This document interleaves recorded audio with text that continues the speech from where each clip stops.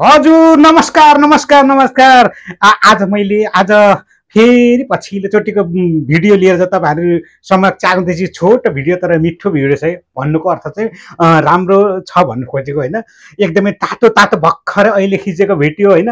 Video आज मिति 2022 साल कार्तिक महिनाको 19 गते।